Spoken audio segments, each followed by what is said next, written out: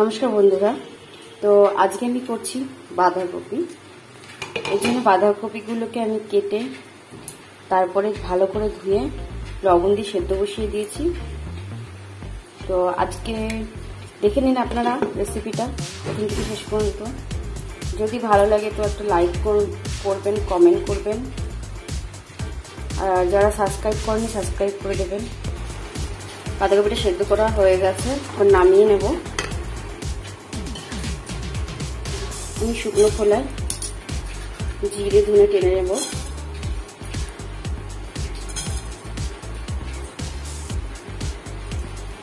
জিরেটা একটু ভাজা হতে হবে, তারপরে জিরেটা দেবো একটু।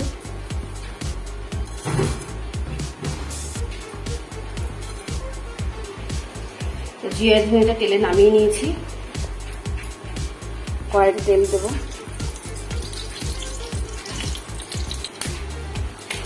তো তেলটা গরম হয়ে গেছে, এবার আমি আলুগুলি ভেজে নেবো।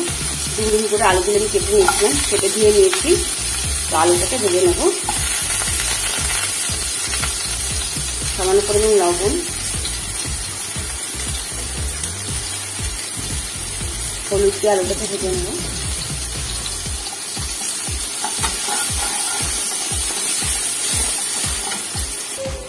তো আলুটাকে লাল করে ভেজে নিয়েছি, এবার নামিয়ে নেব।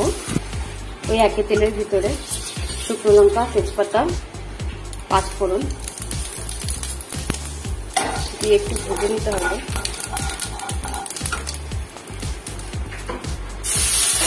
আদা বাটা, আদাটা বেটে রেখেছিলাম,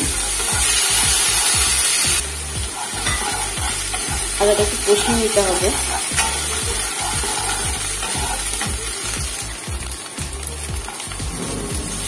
সামান্য পরিমাণে পেঁয়াজ কুচি, পেঁয়াজটা ভাজা হয়ে গেছে, তো টমেটো একটু দিয়ে দেবো।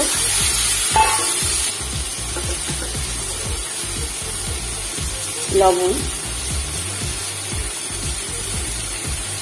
হলুদ পরিমাণ মতো। এবার আমি একটু ঢেকে রাখবো নুন করে, তাহলে ওটা ভালো করে গলে যাবে।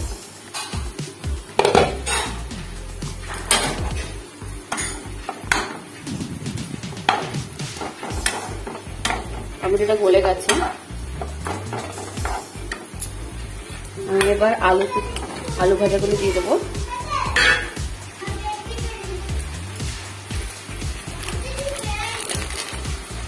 একটু মিট মশলা অ্যাড করবো, লঙ্কার গুঁড়ি,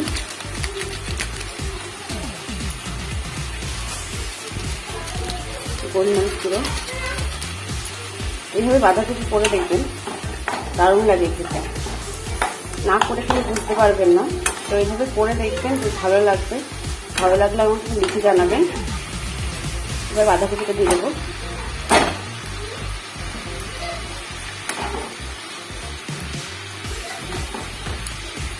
গোটা লঙ্কাটা আমি পরে গেলে দেবো।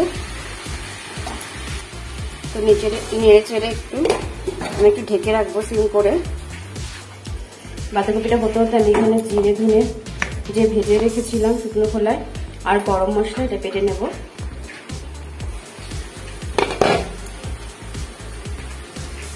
যে জিরে ধনেটা ভেজে রেখেছিলাম আর গরম মশলা বেটে ওটা দিয়ে দিলাম।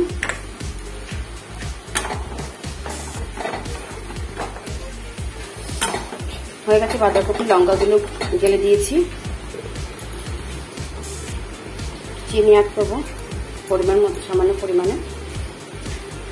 এবার আমি নেড়ে নামিয়ে নেব। তো নামিয়ে নিয়েছি বাঁধাকপি। এরপরে আমি চিকেন, কলা পাতা চিকেন ছাড়বো। একজন রিকোয়েস্ট করেছে, তো আপনারা আমার চ্যানেলটাকে দেখতে থাকুন। তো এই রেসিপিটা দেখতে পারবেন, চিকেন পাতুরি। আর সবাইকে ধন্যবাদ জানাই যারা আমার ভিডিওগুলি দেখেন, লাইক করেন, কমেন্ট করেন। আপনাদের সহযোগিতায় আমি এতদূর পর্যন্ত এগিয়ে গেছি। সবাইকে ধন্যবাদ জানাই।